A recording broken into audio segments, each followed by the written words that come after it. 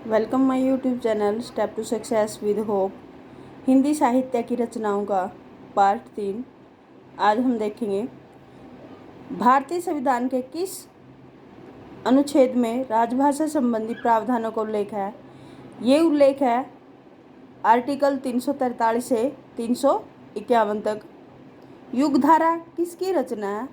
ये नागार्जुन की रचना है। पूर्वा किसका उपन्यास है।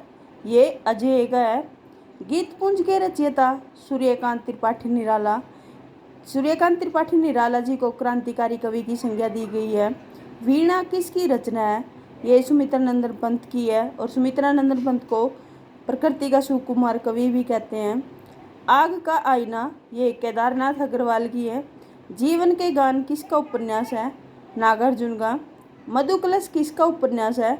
ये हरिवंश राय बच्चन का। कनुप्रिय किसकी कृति है। धर्मवीर भारती की। बापू के रचनाकार ये रामधारी सिंह दिनकर। द्वितीय राष्ट्र कवि भी इनको बोला गया है। नगर शोभा किसकी रचना है। ये रहीम की है।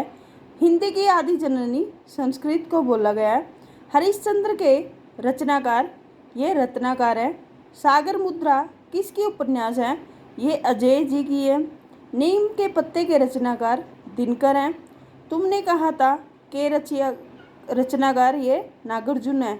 एक उसने कहा था वो लहना वाली कहानी है, वो अलग है।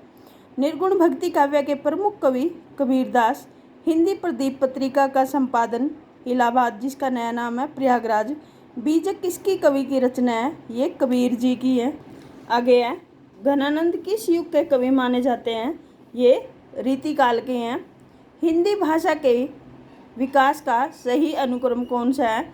हिंदी भाषा का मतलब जन्म ये पहले पाली से पहले संस्कृत है। संस्कृत के भी 2 पार्ट थे, लौकिक संस्कृत और ये पाली, प्राकृत, अपभ्रंश और हिंदी। पल्लव किसकी रचना है। ये सुमित्रानंदन पंत की है। 1911 में इनकी एक कहानी ग्राम भी आई थी।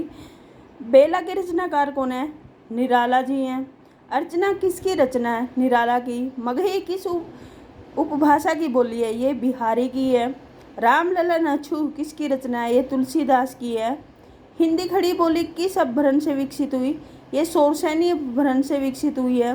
रामकथा उत्पत्ति और विकास के लेखक हैं कामिल बुल्के। ये नया क्वेश्चन है। रीतिकाल की भूमिका पुस्तक के लेखक हैं नगेंद्र। किस कवि की कृति को छायावाद का घोषणा पत्र कहा गया है। ये सुमित्रानंदन पंत की कृति को। प्रयोगवाद के प्रवर्तक हैं अजय। संसद से सड़क तक किसकी रचना है। ये सुदामा पांडे धूमिल की है और ये रचना 2-3 पार्ट में है। मैं वक्त के हूँ सामने इसके राइटर है जो गिरजा कुमार माथुर। जिंदगी नामा उपन्यास है वो कृष्णा सोबती है का उपन्यास है और इसको साहित्य अकादमी पुरस्कार भी मिला हुआ है। तमस किसकी रचना है। ये भीष्म सहाय की है। लोग भूल गए किसकी रचना है। रघुवीर सहाय की है। आई होप कंटेंट पसंद आया होगा। ये 3 पार्ट में जो प्रमुख रचनाएं हैं वो है। आगे भी इसी तरह का कंटेंट लेके आते रहेंगे। Please subscribe my channel and support me. Thank you for watching video.